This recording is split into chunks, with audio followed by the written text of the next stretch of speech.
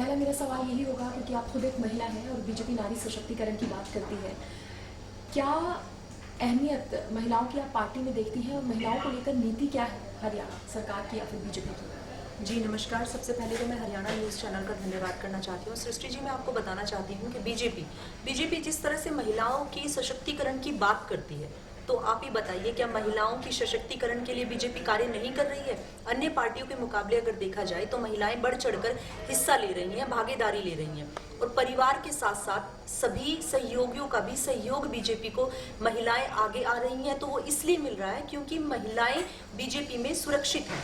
उनके बीजेपी में महिलाओं को शिक्षित बनाने के साथ साथ, उनकी शक्ति को बढ़ाने के साथ साथ उनके करियर को भी ध्यान में रखकर कार्य किए जा रहे हैं। और सबसे बड़ी बात है कि उन्हें साथ ही साथ सुरक्षा भी मुहैया हो रही है। आप खुद ही देखिए कि माननीय मनोहर लाल मुख्यमंत्री जी ने 101 डायल नंबर चलाया। वो एक डायल नंबर नहीं है, साथ के साथ महिलाओं, आप एक अभी डायल नंबर कीजिए, तभी के तभी महिलाओं को सुरक्षा मुहैया कराई जाएगी। तो महिलाओं की दृष्टि से अगर देखा जाए तो बीजेपी में महिलाएं सुरक्षित हैं और महिलाओं की सशक्तिकरण पर सभी कार्य हो रहे हैं। महिलाओं की सुरक्षा की आप बात कर रही हैं, लेकिन आज ही की अगर मैं बात करूं तो रेवाड़ी से कुछ खबरें सामने आई हैं।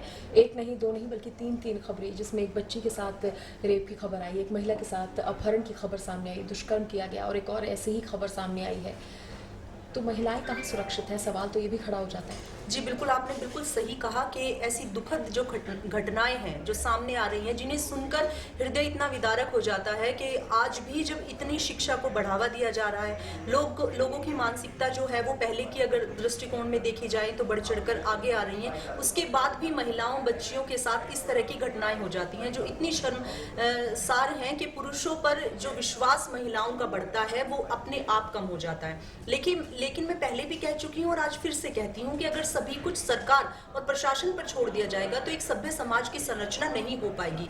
तो बच्चों की जो परवरिश है, जिस पर मोदी जी काम कर रहे हैं, हमारी संस्कृति को बढ़ावा देने की, ये मानसिकता एक दिन में नहीं बनती। जिस तरह से शिक्षा का बदलाव हुआ, उन्होंने पहले देखिए गुरुकुल पद्धति होती थी जिसमें मन के नियंत्रण से लेकर संस्कृति पर बढ़ावा दिया जाता था, जिसमें महिलाओं को किस दृष्टि से देखना चाहिए, उनके विचार अपने आप संयमित और नियमित रहते थे, उस तरह की शिक्षा पर बढ़ावा दिया जाता था। लेकिन आजकल की शिक्षा देख लीजिए, आजकल का एंटरटेनमेंट देख लीजिए, जिस तरह से उनके बच्चों की मानसिकता बदलती है, पुरुषों की मानसिकता बदलती है, उस चीज को जमीनी तौर पर कार्य किया जा रहा है। जो हमारे माननीय प्रधानमंत्री जी हैं, मोदी जी हैं, जो बहुत अच्छे से इस चीज को सोचकर ही कार्य कर रहे हैं, उसी तरह की नीतियां बना रहे हैं।